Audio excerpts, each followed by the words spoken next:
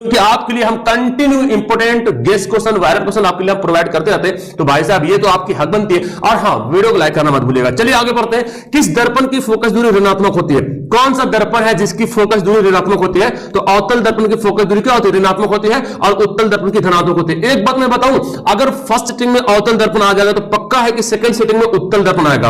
एकदम बहुत बार ऐसा सवाल देखने को मिला है। ठीक है, तो अवतल दर्पण की फोकस दूरी ऋणात्मक होती है, उत्तल दर्पण की फोकस दूरी धनात्मक होती है। आगे बताइए यहाँ पे दर्पण की फोकस दूरी और वक्रता त्रिज्या के बीच का क्या रिलेशन है, क्या संबंध है? तो आपने पढ़ा आर बराबर क्या पढ़ा? 2f होता है। आर जो 2f, अब देखो यहाँ पे f बराबर देना ना, तो f बराबर क्या होगा? r/2। r/2 कितना? f बराबर r/2। ऑप्शन नंबर बी हमारा क्या होगा? राइट आंसर हो जाएगा। आगे देखिए सवाल यहां बोलता है सामान्य दृष्टि के लिए स्पष्ट दृष्टि की न्यूनतम दूरी बोला जाएगा कितना? 25 सेंटीमीटर। अगर फर्स्ट सिटिंग में अगर ये सवाल आ गया है 25 सेंटीमीटर न्यूनतम दूरी, तो पक्का है कि सेकंड सिटिंग में बोलता है अनंत वाला। अनंत दूरी क्या होता है? जो स्पष्ट रूप से अनंत दूरी देखा जा सकते हैं, है ना? मतलब कितनी दूर बिंदु देखा जाए तो अनंत होता है। ये भी सवाल बनता है आपके एग्जाम में। प्रकाश, श्वेत प्रकाश का कौन सा रंग किसी प्रिज्म से गुजरने के बाद सबसे कम झुकता है? तो ये प्रिज्म आपने पढ़ा होगा, यहां से गुजरते हैं कलर को रेड, यहां पे वायलेट है, यहां पे रेड है। तो वायलेट तो सबसे ज्यादा झुका हुआ, बैगनी कलर ज्यादा झुकता है, लेकिन सबसे कम झुकता कौन? लाल रंग। लाल रंग का झुकाव सबसे कम होता है और बैगनी का झुकाव सबसे ज्यादा होता है। ये दोनों मैटर को लेकर चलेंगे, ज्यादा कम जो भी है ना, जैसे कि प्रकाश का अपवर्तन परावर्तन, अवतल उत्तल, धनात्मक ऋणात्मक, ये दोनों का अगर लेकर चलेंगे तो दिमाग में सेट रहेगा आपका। आगे मानव नेत्र, मानव आंख की रेटिना द्वारा बनाई गई प्रतिबिंब, यानी कि जो रेटिना पे जो प्रतिबिंब बनता है क्या बनता है? वास्तविक बनता है, लेकिन उल्टा बनता है। क्या बनता है? वास्तविक और उल्टा बनता है। ठीक है ना? आगे आकाश का रंग जो नीला प्रतीत होता है, जो नीला दिखाई पड़ता है, किसके कारण? प्रकाश के प्रकीर्णन के कारण, क्योंकि नीला कलर का प्रकीर्णन जो है सबसे ज्यादा, स्कैटरिंग जो है ब्लू कलर का स्कैटरिंग सबसे ज्यादा होता है, इसीलिए नीला दिखाई पड़ता है। ओके, किस दर्पण से वस्तु का प्रतिबिंब बड़ा बनता है? किस दर्पण से वस्तु का प्रतिबिंब जो है बड़ा बनता है? तो अवतल दर्पण जो होता है ना, अवतल दर्पण से वस्तु का प्रतिबिंब बड़ा बनता है। हालांकि अवतल दर्पण से छोटा ही बनता है, लेकिन अगर उत्तल दर्पण देखा जाए तो उत्तल दर्पण में हमेशा छोटा बनता है, समतल दर्पण में बराबर बनता है। तो हमारे इस सवाल का आंसर क्या होगा? Option number B right answer होगा। आगे बढ़ते हैं। कौन सा लेंस निकट दृष्टि दोष को ठीक करने के लिए उपयोग किया जाता है? निकट दृष्टि दोष, जिसको निकट दृष्टि दोष हो जाएगा उसको नजदीक का दिख जाएगा, लेकिन दूर का नहीं दिखेगा। अब दूर को देखने के लिए क्या चाहिए? अवतल लेंस की आवश्यकता उसको पड़ जाएगी। ओके, आगे कौन सा उपकरण विद्युत धारा की उपस्थिति को दर्शाता है? कौन सा मशीन है जो बिजली उनकी वायर में, तार में विद्युत धारा जा रही है, करंट जा रही है कि नहीं जा रही है, उसकी मौजूदगी को दर्शाना है कौन? गैल्वेनोमीटर। यानी कि गैल्वेनोमीटर बताता है कि हाँ विद्युत धारा जा रही, करंट जा रहा है। ओके, लेकिन एमीटर जो है धारा को मापती है। ओके, आगे दाएं हाथ के अंगूठे के नियम किसने दिया? दाएं हाथ का अंगूठे के नियम बोला गया, दाएं हाथ का अंगूठे के नियम, तो मैक्सवेल हो जाएगा। क्या हो जाएगा? मैक्सवेल। लेकिन बाएं हाथ का बोलेगा बाएं वाम हस्त नियम, तो फ्लेमिंग होगा। ठीक है ना? दाएं हाथ का अंगूठे के नियम मैक्सवेल हो जाएगा। ओके, विभवांतर का ऐसा मतलब क्या होता है? विभवांतर का ऐसा मतलब होता है वोल्ट होता है। बहुत इंपोर्टेंट सवाल आपको एग्जाम में देखने को मिलेगा। अब देखो, कभी ओम दे देगा, प्रतिरोध का भी मात्रक देखा जा सकता है आपको, कूलाम यानी कि आवेश का भी मात्रक पूछा जा सकता है, एम्पियर यानी कि विद्युत धारा का मात्रक भी आपसे पूछा जा सकता है। ओके, चलिए आगे बढ़ते हैं। किस संयोजन द्वारा प्रतिरोध का मान बढ़ता है? तो भाई साहब श्रेणी क्रम में जोड़ेंगे R1 plus R2 plus R3, जितना जोड़िएगा उतना बढ़ते जाएगा, और समांतर क्रम में जितना बढ़ाइएगा उतना घट जाएगा, है ना? जितना बढ़ाइएगा उतना घट जाएगा। तो मान किसमें बढ़ता है? श्रेणी क्रम में मान बढ़ता है और समांतर क्रम में मान घटता है। जितना आगे बढ़िएगा मान घटते जाएगा। ओके, चुंबकीय बल रेखाएं क्या होती है? काल्पनिक होती है। याद कर लीजिएगा, चुंबकीय जो बल रेखाएं होती है वो क्या होती है? काल्पनिक होती है। 1 किलोवाट घंटा किसके बराबर होता है? 3.6 इंटू 10 पर पावर 6 जूल के बराबर होता है। 3.6 इंटू 10 पर पावर 6 जूल के बराबर होता है 1 किलोवाट। आगे नवीकरणीय ऊर्जा का स्रोत क्या है? नवीकरणीय ऊर्जा का स्रोत कौन हो जाएगा? देखो, सौर ऊर्जा। क्या हो जाएगा? सौर ऊर्जा। हम इसको बार बार जो है रिन्यूएबल एनर्जी बोलते हैं, बार बार इसको यूज कर सकते हैं ना। सौर ऊर्जा जो है नवीकरणीय ऊर्जा का स्रोत है। नेक्स्ट, कौन सा लेंस अपसारी लेंस भी कहलाता है? ध्यान से याद कर लीजिएगा, अवतल लेंस को अपसारी कहेंगे और उत्तल लेंस को अभिसारी कहेंगे। ठीक है ना? इस बात को ध्यान में रख लीजिएगा, बिकॉज ये एकदम 100% सही है। बच्चे बहुत कंफ्यूजन होते हैं इसमें, मैं बता रहा हूं, गारंटी के साथ बता रहा हूं। उत्तल लेंस को अभिसारी बोलेंगे और अवतल लेंस को अपसारी कहेंगे। ठीक है? जिस प्रकार दर्पण में उत्तल दर्पण, अवतल दर्पण को, जिस प्रकार दर्पण में अवतल को बोला जाता है अभिसारी, और उत्तल जो दर्पण होता है उसको बोलते क्या? अपसारी। तो भाई दर्पण, उत्तल दर्पण और लेंस में थोड़ा सा चेंज हो जाता है अभिसारी अपसारी में। ओके, यहां पे देखो क्या है, प्राथमिक प्रकाश का प्राथमिक वर्ण जो प्राइमरी कलर होता है वो तीनों, blue, RGB, red green blue, ठीक है ना, RGB कलर होता है। ओके, आगे है कौन नेत्र का रंगीन भाग होता है, जो आंख का जो कलर होता है ग्रीन हो गया, किसी का आंख का रंग ग्रीन होता है, किसी का ब्राउन दिखता है, वो जो आयरिस जो होता है परितारिका, उसी की वजह से आंख का रंग जो है रंगीन होता है। एक हॉर्स पावर जो 746 वाट के बराबर होता है, कितना 746 वाट के बराबर होता है। आगे बढ़ते विशालक शीशा यानी कि मैग्नीफाइंग ग्लास। तो मैं बताऊं मैग्नीफाइंग ग्लास में जो है उत्तल लेंस का इस्तेमाल करते हैं। सूक्ष्मदर्शी जो होता है प्यारे, उस सूक्ष्मदर्शी में भी उत्तल लेंस का इस्तेमाल करते हैं। हमारे जो मानव का जो आंख है ना, उसमें भी उत्तल लेंस ही रहता है। ओके, जब किसी चालक तार से विद्युत धारा को प्रवाहित करते हैं तो कौन सा गतिशील कण होता है, जो कोई तार है, अब इसमें विद्युत धारा प्रवाहित कर रहे हैं, तो इसमें जो धारा जो जा रही है ना, धारा जो फ्लो हो रही, जो करंट फ्लो हो रही, वो एक्चुअली इलेक्ट्रॉन है, इलेक्ट्रॉन ही बहती है, तो हमको लगता है करंट बह रहा है, ठीक है ना। एम्पियर घंटा मात्रक क्या, देखिए एक फॉर्मूला होता है, Q बराबर IT फॉर्मूला होता है ना। तो देखो I क्या है, विद्युत धारा, I क्या है, धारा है, और T क्या है, समय है। धारा को एम्पियर में मापते हैं और समय को किसे मापते हैं, आवर या बोलो, टाइम बोलो, सेकेंड बोलो। तो ये फॉर्मूला किसका है, आवेश का फॉर्मूला, यानी कि आवेश का ये फॉर्मूला, आवेश बराबर एम्पियर घंटा होता है। ओके, चलिए पहले आगे कौन सा मात्रा को W के बराबर है, तो आपने एक फॉर्मूला पढ़ा V बराबर W बाई Q, ये फॉर्मूला पढ़ा W बाई Q। अब देखिए यहाँ पे Q, यहाँ पे अच्छा वाट है, सॉरी, तो ये तो फॉर्मूला नहीं होगा, वाट यहाँ पे लिख दिया, यहाँ पे कार्य नहीं है, वाट है, मतलब पावर है, पावर फॉर्मूला होता है W बाई T फॉर्मूला होता है। अब मुझे जब W निकालना होगा, W बराबर क्या होगा, PT हो जाएगा। तो P क्या है, पावर है। अच्छा, ये तो खुद बोल ही रहा ना, तो मुझे इसको जरूरत नहीं, यही देख लो, ये जो W है ना, ये W यहाँ पे कार्य है। ओके, और ये जो P है, ये वाट, पावर का मात्रक वाट है। तो ये W जो कार्य का मतलब क्या होता है, जूल होता है, टाइम का मतलब क्या होता है, सेकंड, जूल प्रति सेकंड। देखिए जूल प्रति सेकंड हमारा ऑप्शन नंबर ए हो जाएगा राइट आंसर। विद्युत धारा का मात्रक क्या होता है, एम्पियर। विद्युत धारा का मात्रक क्या है, एम्पियर है। प्रतिरोध का मात्रक क्या है, वोल्ट है, ओम है। विभवांतर का मात्रक क्या है, वो वोल्ट है, और वाट जो है शक्ति का मात्रक है। चलिए, पावर का मात्रक है। ग्लोबल वार्मिंग के लिए रिस्पॉन्सिबल गैस कौन है, जिम्मेदार जो गैस है ग्लोबल वार्मिंग के लिए, वो कार्बन डाइऑक्साइड गैस है। क्या है, कार्बन डाइऑक्साइड गैस जो है रिस्पॉन्सिबल गैस है। ओके प्यारे, शरीर में भोजन का पचना किस प्रकार की अभिक्रिया है, जो शरीर में जो भोजन पचता है उसको क्या बोलते हैं, ऊष्माक्षेपी, है ना, या तो आप उसको उपचयन भी बोल सकते हैं, उपचयन अभिक्रिया, ऊष्माक्षेपी बोला जाता है, और उपचयन भी बोल सकते हैं, क्योंकि वही है, दोनों का क्रिया है, दोनों सेम ही है। ओके, चलिए आगे सवाल है, कली चूना पर जब जल डाला जाता है, कली चूना क्या होता है, CaO, ये होता है कली चूना, और जब इसमें जल डाले तो CaOH2 बन गया, ठीक है ना। तो ये जो अभिक्रिया हो रहा, कौन सा अभिक्रिया, तो जब कली चूना पर जब पानी डालेगा ना, यानी कि जो सूखा हुआ जो चूना रहता है, सूखा चूना, उस पर जब पानी डालेगा तो उसमें गैस निकलेगा, उसको बोलते हैं ऊष्माक्षेपी। क्या निकलेगा, ऊष्माक्षेपी बोलेंगे उसको। आगे बताइए आपको क्या है, सबसे अधिक अभिक्रियाशील, सबसे ज्यादा रिएक्टिव इनमें से कौन है, सबसे ज्यादा रिएक्टिव कौन है, तो यहाँ पे गोल्ड तो होगा नहीं, ये तो पारा होगा नहीं, AU क्या है, AU यहाँ पे गोल्ड है, AG सिल्वर, तो सबसे ज्यादा कॉपर यहाँ पे, इन चारों में से कॉपर जो है सबसे ज्यादा। लेकिन आप याद कर लो, जितने सारे तत्व है उन तत्वों में से सबसे ज्यादा रिएक्टिव अगर तत्व है वो कौन है, पोटेशियम है, ठीक है ना। चूना जल का रासायनिक सूत्र क्या होता है, चूना जल वही जब कैल्शियम ऑक्साइड में जब जल डाले थे, कली चूना में जब जल डाले थे, क्या बन गया था, कैल्शियम हाइड्रोक्साइड बन गया था, ठीक है ना। तो ऑप्शन हमारा सी, इसको बोलते चूना जल। आगे बढ़ते, कोई विलेन लाल लिटमस को नीला करता है तो पीएच क्या है, आपको पता है लाल को नीला कौन करता है, लाल को नीला जो क्षार करता है, तो क्षार का पीएच 7 से ज्यादा है, 7 से ज्यादा ए वाला भी है और बी वाला भी, यानी कि ए और बी दोनों हमारा सही आंसर हो जाएगा। एल्काइन में कार्बन कार्बन के बीच कितने सहसंयोजक बंधन होते हैं, कार्बन कार्बन के बीच, एल्काइन में कार्बन कार्बन के बीच कितने सहसंयोजक बंधन होते हैं, कार्बन कार्बन के बीच। ओके, तो कार्बन कार्बन के बीच कितने सहसंयोजक बंधन होगा एल्काइन में, तो ये एल्काइन ग्रुप है, तो कार्बन कार्बन के बीच ट्रिपल बॉन्ड होगा, ठीक है ना। ऑप्शन हमारा सी राइट आंसर हो जाएगा। ओके, हमारा क्या होगा, ऑप्शन नंबर सी बिल्कुल सही आंसर हो जाएगा। आगे बढ़े, तो यहां पे देखिए आगे सवाल क्या बोलता है, आगे बोलता क्या, ग्लूकोज का आणविक सूत्र क्या होता है, ग्लूकोज का आणविक सूत्र क्या होता है, ग्लूकोज का आणविक सूत्र होता है C6H12O6। ये क्या होता है, ग्लूकोज का होता है, ये तुम जो देख रहे हो ना, ये जो फॉर्मूला, ये है एसिटिक अम्ल का, ठीक है ना, एसिटिक अम्ल का सूत्र है। ये जो क्लोरोफॉर्म, सवाल दिया जा सकता है कि क्लोरोफॉर्म का क्या सूत्र होता है, ठीक है ना, तो याद कर लीजिएगा। आगे है उच्च वशीय अम्लों के सोडियम लवण क्या कहते हैं, साबुन। क्या कहते हैं, साबुन, क्योंकि साबुन जो तैयार होता है ना, वो बहुत ही फैटी एसिड होता है, फैटी एसिड होता है। उच्च वशीय क्षारीय अम्ल होता है, हायर फैटी एसिड होता है। ओके, चलिए आगे बढ़ते हैं। CHO, एक बॉन्ड सिंगल बॉन्ड CHO, ये किसको दर्शाता है? ये जो है एल्डिहाइड का फंक्शनल ग्रुप है। एल्कोहल अगर पूछेगा बाबू तो CO करेंगे, OH करेंगे, क्या करेंगे? OH जो है होता है एल्कोहल का होता है। ओके, एल्कोहल का क्या होता है? OH होता है। चलिए तो अब यहां पे देखिए आगे कीटोन है, कीटोन का क्या होता है? CO होता है कीटोन का, इनमें से कोई नहीं। तो हमारा आंसर क्या हो गया? एल्डिहाइड हमारा ऑप्शन नंबर बिल्कुल राइट आंसर हो गया। ठीक, आगे बढ़ते हैं। आवर्त सारणी के किसी आवर्त में बाएं से दाएं जाएंगे, बाएं से दाएं जाएंगे तो क्या होगा? परमाणु की संख्या, परमाणु त्रिज्या क्या हो जाएगी? घट जाएगी। क्या हो जाएगी? परमाणु त्रिज्या घट जाएगी।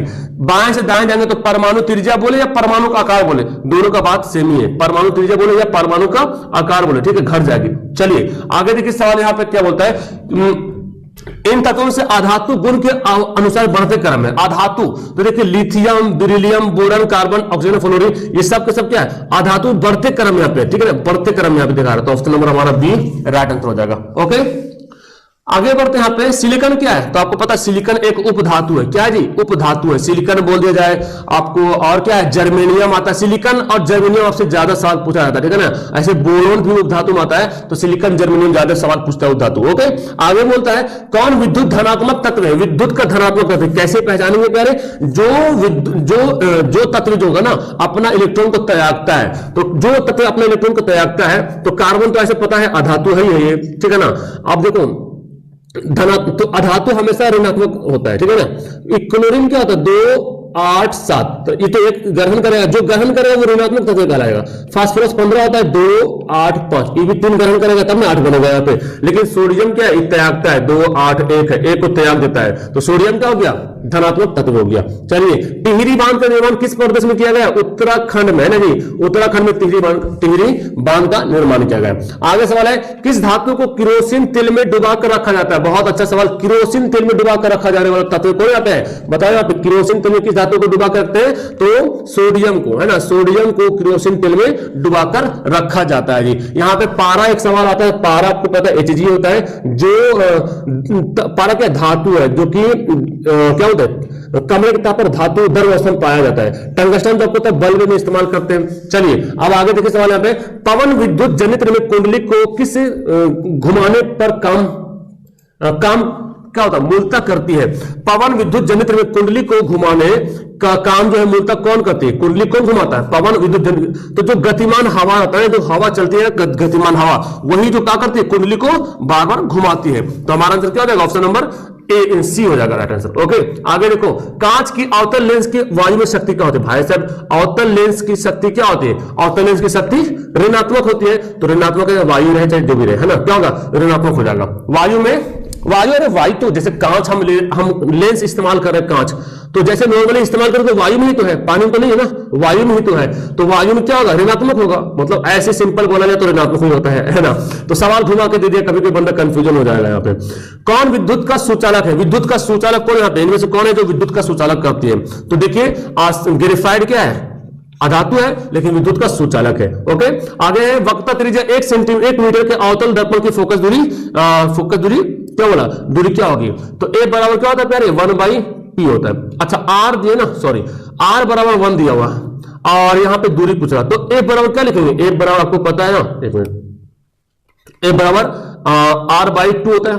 तो r/2 बोले तो 1/2, ठीक है ना। अब 1 जो मीटर में दिया होता है, अब हम 1 को मीटर को बदल देंगे सेंटीमीटर में, तो क्या हो जाएगा? 100 हो जाएगा बाई 2, कितना हो जाएगा? 50। तो हमारा ऑप्शन क्या हो जाएगा? बी बिल्कुल सही आंसर हो जाएगा, 50 सेंटीमीटर। ओके, आगे सघन माध्यम से विरल माध्यम में जाती है किरणें अविलंब से विचलित होती है। देखो सघन माध्यम क्या होता है? डेंस मतलब गाढ़ापन। जैसे मान लेते कांच है, ये कांच क्या है? सघन है। ये क्या है? कांच सघन है। और हवा क्या है? विरल है। तो जब आपने इस तरह से बनाया था, हवा जब इधर से प्रकाश आई थी तो इसको इधर से जाना चाहिए था, तो इधर से नहीं जाके क्या होता है? इधर घूम गया। लेकिन जब जैसी यहां से इसको तो ऐसे जाना चाहिए था, लेकिन तो क्या होता है? फिर जो है क्या होता है? देखो ऐसे भाग जाता है, ऐसे भाग जाता है। इसको इधर आना चाहिए था तो ऐसे भाग जाता है। तो यहां पे इसका आंसर क्या ठीक करोगे?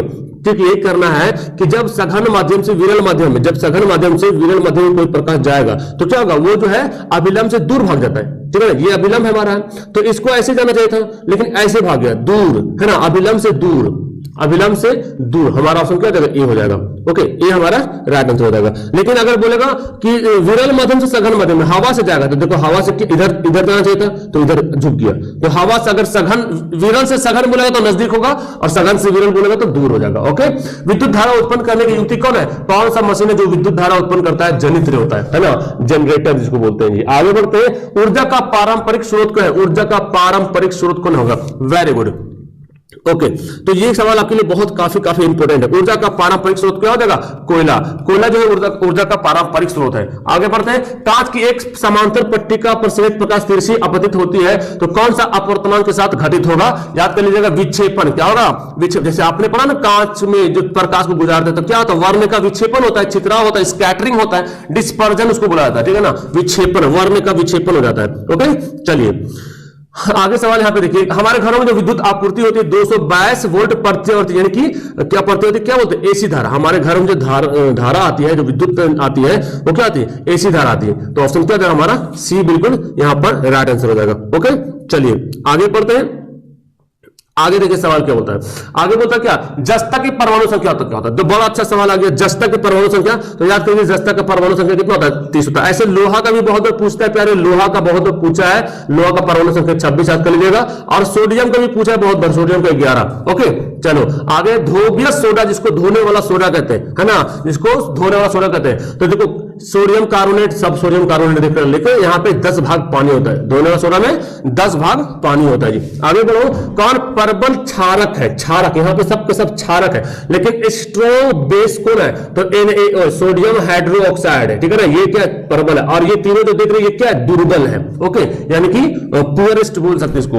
ओके, चलिए आगे, हेमेटाइट किस धातु का है, इसके हेमेटाइट, सीडेराइट, मैग्नेटाइट, ये क्या है, लोहा का अयस्क। हेमेटाइट किसका है, लोहा का है। आगे सवाल है, सल्फाइड अयस्क का सांद्रण निम्न में से किस विधि के द्वारा करते हैं। सल्फाइड अयस्क का जब सांद्रण कीजिएगा तो आपको फेन उत्प्लवन विधि का इस्तेमाल करना पड़ेगा। किसका, फेन उत्प्लवन विधि। ओके, तो हमारा आंसर ऑप्शन नंबर डी जो होगा बिल्कुल राइट आंसर हो जाएगा। ओके, चलिए आगे बढ़ते हैं। ये बोला, ये कौन सा विक्रिया है, देखिए ZnO2। तो Zn में क्या O आके मिल गया, जब ऑक्सीजन का योग होता है उसको क्या बोलते हैं, उपचयन। क्या बोलते हैं, जब ऑक्सीजन का योग होता है तो उसको क्या बोलते हैं, उपचयन बोलते हैं। और अगर ऑक्सीजन का ह्रास होगा तो उसको क्या बोलेंगे, तब बोलेंगे अपचयन। लेकिन यहाँ पे योग हो रहा तो उपचयन बोलेंगे। आगे ग्लूकोज का सूत्र बताइए, C2H6H12O6, ये क्या है, ग्लूकोज का सूत्र है। चलिए, और ये जो देख रहे हैं एथेनॉल, ये भी याद करो, इस सवाल एथेनॉल में पूछा, एथेनॉल का सूत्र है, ये क्या है, एथेनॉल यहाँ पे।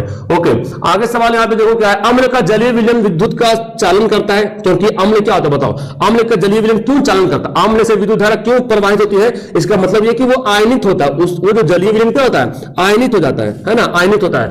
ओके, चलिए आगे बताओ, लिथियम के 72 शेल में कितना इलेक्ट्रॉन है। तो लिथियम का परमाणु संख्या कितना होता है, 3 होता है। इसको तोड़ोगे तो 2 लिथियम, हाइड्रोजन लिथियम 2 और 1 ऐसे टूटेगा, तो आखिर में कितना बच रहा है, 1 बच रहा है। तो हमारा आंसर क्या हो जाएगा, 1 हमारा राइट आंसर हो जाएगा। आगे है, आवर्त सारणी के शून्य समूह। शून्य समूह कितना, वर्ग 18 में शून्य होता है। 18 में कौन, हीलियम है, आपको जेनॉन मिलेगा, आपको रेडॉन मिलेगा जी, आर्गन मिलेगा जी, और क्या क्रिप्टन मिलेगा जी, है ना, ये सब क्या है, हीलियम में आता है। नियोन भी आपका आता है, Ne।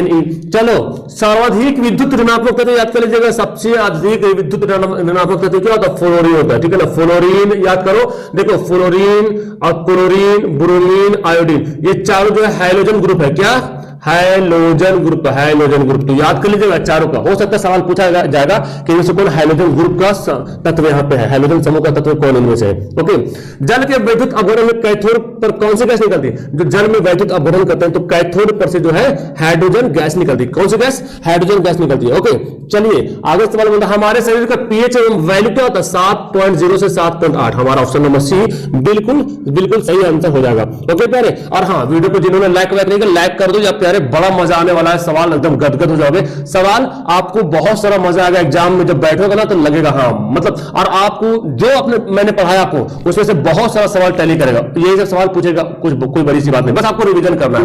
कौन सा यौगिक अम्ल है, अम्ल कौन, यहाँ पे देखिए H2SO4 तो आपको पता है, सल्फ्यूरिक अम्ल, इसको तो पता है, इसका नाम ही सल्फ्यूरिक अम्ल है ना, इसको गंधक अम्ल भी बोलते हैं इसको।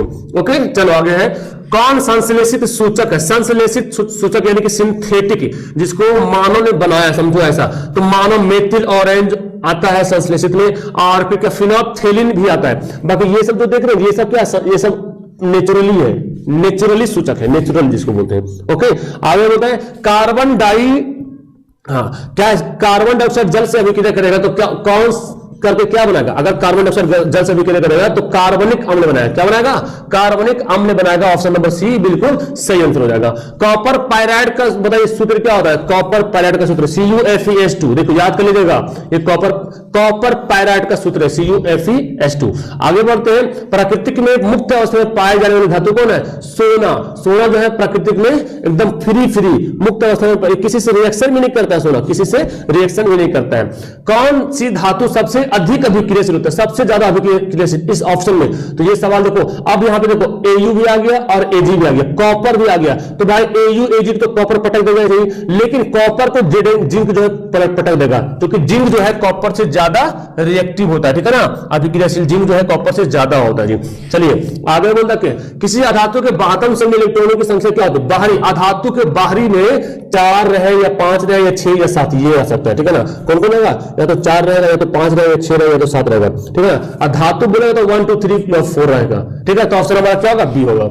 आगे पीतल किसकी में से धातु है? तो पीताजी, याद कर लो आप लोग, पीताजी। पीतल जो है तांबा और जस्ता, कॉपर और जिंक, ये ना, कॉपर मतलब हो गया तांबा, जिंक मतलब जस्ता हो गया। ओके, मजा आ रहा? कौन समायवी है? समायवी कौन? समायवी किसको बोलते हैं? जिसका फॉर्मूला सेम हो, है ना, सूत्र सेम हो, लेकिन उसका संरचना सूत्र क्या हो? अलग अलग हो, संरचना सूत्र अलग अलग हो। तो एथिल एल्कोहल और डाइमिथिल एथर, इन दोनों का संरचना सूत्र सेम है, लेकिन इसका सूत्र सेम है, लेकिन संरचना सूत्र यानी कि जो स्ट्रक्चर बनाते हैं ना, स्ट्रक्चर फॉर्मूला, वो थोड़ा सा अलग होता है। ओके, आगे बढ़ते हैं। ये जो बताइए, इसका आईयूपीसी, ये किसका आईयूपीसी नाम है? केमिस्ट्री किताब में दिया हुआ बहुत अच्छे तरीके से। आईयूपीसी नाम तो आपको याद करना है, बहुत अच्छे सवाल है। तो ये जो है मिथॉक्सी एथेन का क्या है? आईयूपीएसी नाम है। आपको क्या क्या चाहिए आईयूपीएसी नाम? एक बार देखना है, एसिटिक अम्ल का देख लेना है, प्यारे एथेनॉल का देख लेना है, ये सब जो है ना पूछता है। एसिटिक अम्ल बहुत बार पूछा है, मेथनॉल अम्ल भी पूछता है।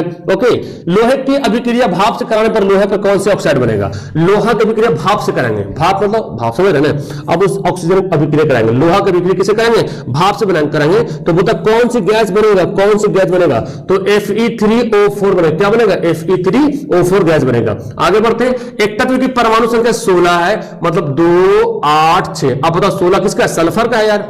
तो मतलब इस तत्व की वर्ग, अच्छा कौन सा वर्ग में आता है? अब बताना, देखो आपको पता आवर्त सारणी में टोटल 18 वर्ग है। 18वां वर्ग में आपको पता है हीलियम दिखता है ना।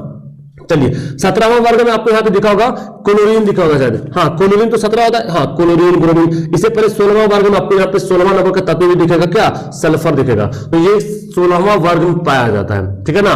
ऐसा नहीं कि नंबरिंग के हिसाब से आप ये कर लीजिएगा, 2 है तो 2, 5 है तो 5, ऐसी बात नहीं है, ठीक है ना। क्योंकि हाइड्रोजन और हीलियम पहले तो 1 2 ले लिया, लिथियम और 3 ने लिथियम 1 में पाया जाता है, तो इसको ध्यान देना है। ओके, तो हमारा ऑप्शन हो गया 16वां, है ना, क्योंकि 16वां पाया जाता है ये ना। वेरी गुड, चलिए ये हमारा रहा राइट आंसर। तो इस तरह से आप बनाओगे तो आपको बड़ा मजा आएगा और आपको बहुत वैल्यू बहुत फुल मिलने वाला प्यारे। आगे बताओ, कौन सी धातु तनु सल्फ्यूरिक अम्ल के साथ अभिक्रिया नहीं कर सकता है? ये कॉपर। कॉपर जो है ना सल्फ्यूरिक अम्ल से अभिक्रिया नहीं कर सकता है, ठीक है ना। कॉपर सल्फ्यूरिक अम्ल यानी कि H2SO4 से रिएक्शन नहीं कर सकता है, ठीक है। आगे यहाँ पे मिश्र धातु 90% और कॉपर 20% 10% तीन है। क्या है? पहले क्या है? मिश्र धातु 90%, कॉपर 10%, 3 है। तो ये किसका है? ये बोरोन। बोरोन जो मिश्र धातु है कांसा, तांबा और टिन का, तांबा और टिन का। तो तांबा क्या हो गया? कॉपर हो गया और टिन हो गया। तो ये 90% ये होता है, 10% होता है। अच्छा पीतल के बारे में जाना है। पीतल जो है, पीता जो है और पीतांबा, पीता तांबा जस्ता से। तो तांबा यहाँ पे 80% होता है, जस्ता जो है यहाँ पे 20% होता है। सोल्डर के बारे में याद कर लो, सोल्डर सीटी याद कर लो, सीटी सीसा और टिन। ओके, ये मिश्र धातु इसका बन गया। ओके, चलिए आगे देखो यहाँ पे जिंक, यहां पे ध्यान से देखेंगे। जिंक सोडियम हाइड्रोक्साइड के साथ अभिक्रिया करके क्या बनाता है? जिंक सोडियम हाइड्रोक्साइड के साथ अभिक्रिया करेगा तो क्या बनेगा? ये बहुत ध्यान से देखना। जिंक तो ये बनाएगा हाइड्रोजन गैस बनाएगा। क्या बनेगा? हाइड्रोजन गैस बनेगा। हमारा आंसर क्या होगा? ए हमारा बिल्कुल सही आंसर हो जाएगा जी। आगे बढ़ते हैं, कौन सी धातु वायु में उच्च ताप पर गर्म किए जाने पर भी ऑक्सीजन का संयोग नहीं करता? मतलब कौन सी धातु जो वायु में उच्च ताप भी करते हैं तो भी संयोग नहीं करता है? और वो कौन है? जो मुक्त अवस्था में पाया जाता है, यानी कि आप इसको, हाँ इसको एजी बोलेंगे, सिल्वर है ना, एयू एयू एयू एजी और एजी दोनों होता है, ठीक है ना, एजी और एजी यानी कि सिल्वर और सोना और चांदी दोनों जो है ना धातु में उच्च ताप पर गर्म करते हैं तो भी ऑक्सीजन अभिक्रिया नहीं करता है। तो कहीं कहीं एजी तो कर लेता है, कहीं कहीं देखते हैं आप घर में देखेंगे मम्मी या बहन के पास देखेंगे पायल वगैरह पहनती है चांदी का, तो उसमें थोड़ा सा जंग लग जाता है, हल्का सा जाती है उसको साफ करवाने के लिए, लेकिन सोना वैसा नहीं होता है। लेकिन ऑप्शन के हिसाब से हमारा एजी फिर करेक्ट आंसर हो जाएगा। ओके, चलिए अयस्क में उपस्थित अपद्रव को क्या कहते हैं, यानी कि जो अयस्क होता है जैसे हेमेटाइट है, अब उसमें जो अपद्रव मिला हुआ है तो उसको क्या बोलेंगे, गैंग बोलेंगे, क्या बोलेंगे, गैंग बोलेंगे। एंड आखिरी सवाल यहां पे आपके लिए है कि किस गुण के कारण धातुओं से धातु के तार बनाया जाता है। तो धातु से जो तार बनता है एक्चुअली उसमें क्या खूबी होता है, क्या कारण है जो धातु से तार बनाता है, उसमें तन्यता यानी कि डक्टिलिटी होता है जी। इसी के कारण जो है सोने की सबसे ज्यादा लंबी लंबी पतली पतली तारें बनाए जा सकती है, क्योंकि सोना सबसे ज्यादा तन्य होता है। ओके, तो हमारा ऑप्शन हो जाएगा सी वाला आंसर। तो यहां पे मैंने 80 क्वेश्चन करा दिया। आपको कैसी लगी वीडियो नीचे कमेंट करना, और बहुत हेल्पफुल मिलेगा। आपने जो भी सवाल पढ़ाया, मैंने जो भी आपने पढ़ा है दैट्स वेरी वेरी इनफ है तुम्हारे एग्जाम के लिए। जिस तरह से तुमने मैथ में पढ़ा, मैथ में पढ़ने के बाद कैसा तुम्हारा परफॉर्मेंस रहा देख सकते हो, उसी तरीके से आपका साइंस में परफॉर्मेंस रहेगा बेहतर से बेहतर। ओके, तो फिलहाल वीडियो क्लास करते हैं। जिन्होंने सब्सक्राइब नहीं कर रखा सब्सक्राइब कर लीजिएगा, क्योंकि आपके लिए भाई साहब हम हाजिर हैं हमेशा।